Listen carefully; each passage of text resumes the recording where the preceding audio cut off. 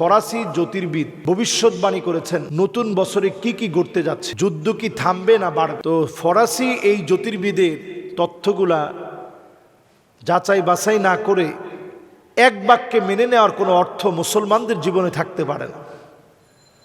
কোরআনুল কারীমের একটি আয়াতের দিকে পরিষ্কার আমাদের লক্ষ্য করা দরকার, ওয়াইনদাহু মাফাতিহুল গায়ব, ওয়াইনদাহু মাফাতিহুল গায়বি লা ইয়ালামুহা ইল্লা হুয়া। আমি আবারও বলছি, ওয়াইনদাহু মাফাতিহুল গায়ব লা ইয়ালামুহা ইল্লা হুয়া। এই জমিনের ভিতরে গায়েবের জ্ঞান একমাত্র আল্লাহ রাব্বুল আলামিনের কাছে আছে। অন্য কেহ গায়েবের কোনো জ্ঞান অন্য কেউ রাখে না। নবী সাল্লাল্লাহু আলাইহি ওয়াসাল্লাম পরিষ্কার এ ব্যাপারে হাদিসের মধ্যে আমাদেরকে জানিয়েছেন, লা ইয়ালামুহা ইল্লা হুয়া। একমাত্র গায়েবের জ্ঞান আল্লাহ রাব্বুল আলামিনের কাছে আছে, কেউ জানে না। গায়েবের জ্ঞান সম্পর্কে কেউ বলতে পারে না নিশ্চিত করে যে 2025 সালে এই ঘটবে।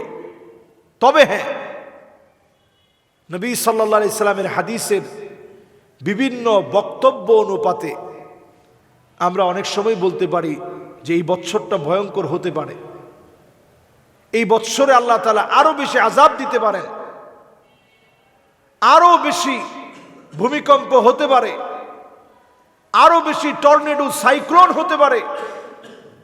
এটা আমরা বলি কিভাবে? হাদিস অনুপাতে হতে পারে আমরা বলতে পারি।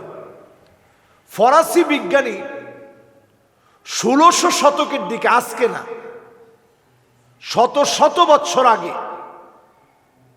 তিনি কিছু ভবিষ্যৎবাণী করেছেন 2025 সাল সম্পর্কে। এখন বর্তমান সায়েন্টিস্টরা যারা আছে, জ্যোতিষবিদের এই তথ্য অনুসারে, জ্যোতির্বিদদের এই তথ্য অনুসারে তারা অবাক হয়ে গেছে। এগুলো মনে হয় সবগুলো সত্যি হয়ে যাবে। ফরাসি জ্যোতিষীর তথ্য অনুসারে 2025 সনে রাশিয়া এবং ইউক্রেনের যুদ্ধ থেমে যাবে তার তথ্য মতে।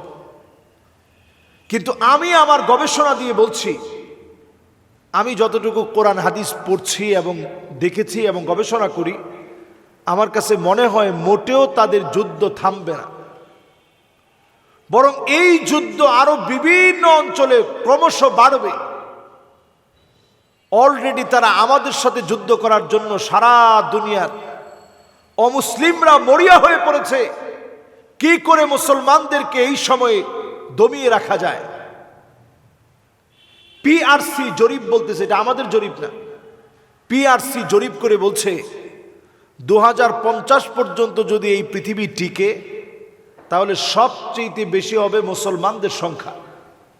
তাদের আতঙ্কটা এখন এই জায়গায় যে মুসলিম তো দিন দিন বেড়ে যাচ্ছে, তবে আমরা এমন দুর্বল মুসলমান হয়েছি, এটা আমাদের আফসোসের জায়গা। আমাদের খালিদ বিন ওয়ালিদ পারস্যের সম্রাটের কাছে যখন চিঠি লিখছে, আসলিম তাসলাম, ইসলাম গ্রহণ করো নতুবা শান্তি থেকে তোমরা বঞ্চিত হবা। ইসলাম গ্রহণ করলে শান্তি পাবা, না হলে লড়াই হবে। এই কথা যখন লিখছে পারস্যের সম্রাট, সেই সময় সবচেয়ে বড় পরাশক্তি ছিল তারা, এই পরাশক্তি মাথা নত করে ফেলছে। চীনের কাছে পাল্টা চিঠি লিখছে, ভাই যেমনি হোক তোমরা সাহায্য করো, নাইলে এই তো খালিদ বিন ওয়ালিদ মনে হয় আমাদেরকে দখল করে নিল। সঙ্গে সঙ্গে চীন সাহায্য না করে তারা উল্টা লিখছে চিঠি যে ইন্না কওমান, মুসলমানরা এমন এক জাতি, লাউ আরাদু আইয়াখলা আল জাবাল লাখলাউহা, মুসলমান যদি চায় পাহাড়কে তার জায়গা থেকে সরায় দিবে, পাহাড় সরে যাবে, মুসলমান নড়বে না। আল্লাহু আকবার! কি মুসলমানের জাতি ছিলাম আমরা!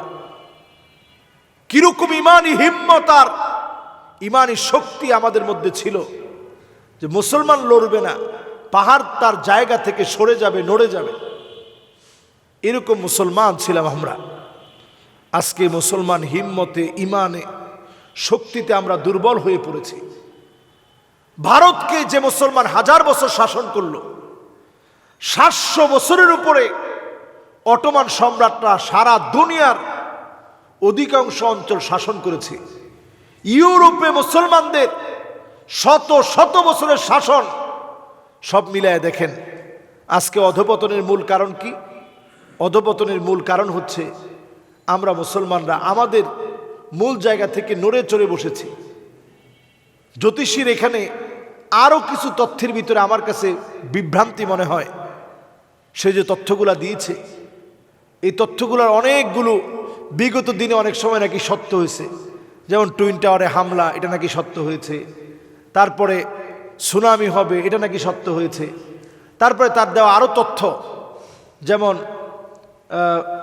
পৃথিবীর ভিতরে এই রাশিয়া ইউক্রেনের যে লড়াই লাগবে, এই লড়াইগুলো সে কবিতা আকারে লিখেছে। তার যখন বউকে হারিয়ে ফেলেছে, তার সন্তানকে যখন হারিয়ে ফেলেছে, তখন বেদনা বেদুর এই হৃদয় থেকে সবসময় কষ্টে থাকা এই মানুষটা তখন অনেকগুলো এরকম ভবিষ্যৎবাণী কবিতা আকারে লিখে গেছে, যেগুলো এখন অনেক সময় পড়ে পড়ে দেখা যায় যে কিছুটা সত্য হয়ে যাচ্ছে। এগুলো বিশ্বাস করা এটা মুসলমানদের দায়িত্ব না, মুসলমানদের কাজও না। নবী সাল্লাল্লাহু আলাইহি ওয়াসাল্লাম বলছেন, মান আতা কাহিনান আও আররাফান ফাসাদ্দাকাহু বিমা ইয়াকুল ফাকাদ কাফারা বিমা উনজিলা আলা মুহাম্মদ সাল্লাল্লাহু আলাইহি সাল্লাম। নবী সাল্লাল্লাহু আলাইহি ওয়াসাল্লাম বলছেন যে কোন গণকের কাছে যে যাবে, বিশ্বাস করবে, সে কেমন যেন আমি নবীকে অস্বীকার করে ফেলল, মাআযাল্লাহ, কোরআনকে অস্বীকার করে ফেলল। এই জন্য যারা আমরা বসছি, আমাদের প্রত্যেকের দায়িত্ব হচ্ছে আমরা প্রত্যেকে সত্যায়ন করব কোরআন এবং হাদিসের কথা, সত্য মনে করব কোরআন এবং হাদিসের বক্তব্য। নবীজি যে ভবিষ্যৎবাণীগুলা করে গেছেন এগুলাকে সত্য মনে করব, অন্যগুলাকে নয়। পাশাপাশি আমি বলতে চাই 2025 যে আলামতগুলো হাদিসের ভিতরে আসছে, এই আলামতের প্রেক্ষাপটে বোঝা যায় একটা মালহামা, বড় ধরনের একটা হত্যা যজ্ঞ পরিবেশের দিকে যদি সিরিয়ার এই বিজয়কে কেউ থামায় দিতে চায়, বড় ধরনের একটা হত্যাযজ্ঞ পরিবেশ সৃষ্টি হবে। সারা দুনিয়ার ভিতরে শাম রক্ষার জন্য মানুষ মরিয়া হয়ে যাবে, কারণ এটা মুসলমানদের জন্য মাহশার এবং মানসার, মুসলমানদের একত্রিত হওয়ার জায়গা। এই জায়গায় মুসলমান মরিয়া হয়ে উঠবে। আর এই কারণেই পৃথিবীতে 2025-24-এর চাইতে আরো মারাত্মক হবে। অচিরেই আপনারা দেখবেন মিশরের মধ্যে বড় ধরনের সমস্যার সৃষ্টি হবে। এর কারণ হচ্ছে এই, কারণ তারা দিনের পর দিন মুসলমানদেরকে সেখানে মাজলুম করা হচ্ছে, জুলুম করা হচ্ছে। মাজলুমদেরকে আরো বেশি কেমনে জুলুম করা যায়, হাত পা বেঁধে কিভাবে জুলুম করা যায়। এখন তো সিদনায় কারাগারের দৃশ্যগুলা পৃথিবীবাসী দেখতেছে। মিশরের এরকম বহু কারাগার আছে যেগুলা সবগুলা মাটির নিচে, হাজার হাজার আলেম মাটির নিচে বন্দি অবস্থায় আছে। এই জায়গায় অচিরেই আপনারা শুনবেন একটা শক্তিশালী আক্রমণ এই মিশরের মধ্যে হবে এবং বড় ধরনের একটা সংঘাতের দিকে যাবে। এজন্য সারা দুনিয়ার ভিতরে বারাকনা হাওলাহু, যেই জায়গাগুলোকে আল্লাহ বরকতপূর্ণ করেছেন, এই জায়গার পবিত্রতা যারা নষ্ট করার চেষ্টা করতেছে, প্রত্যেকটা জায়গায় আল্লাহ তাআলা বিজয় দেওয়ার আগে আল্লাহ রাব্বুল আলামিন পরীক্ষা নিয়ে বিজয় দিবেন। এবং সময় আসবে এমন, সব জায়গায় মুসলমানের কালেমার পতাকা উড্ডীন হবে। ইল্লা আদখালাহুল্লাহু কালিমাতাল ইসলাম, এটা হচ্ছে চূড়ান্ত কথা। আমরা কোনো জ্যোতিষীর কথায় আশ্বস্ত হব না, বিশ্বস্ত হব না, বিশ্বাসও করব না। বরং আমরা চাই এই জমিনে কালেমার পতাকা উড্ডীন হোক, আল্লাহ তাআলা উড্ডীন করাবেন ইনশাআল্লাহ। আসসালামু আলাইকুম ওয়া রাহমাতুল্লাহি ওয়া বারাকাতুহু।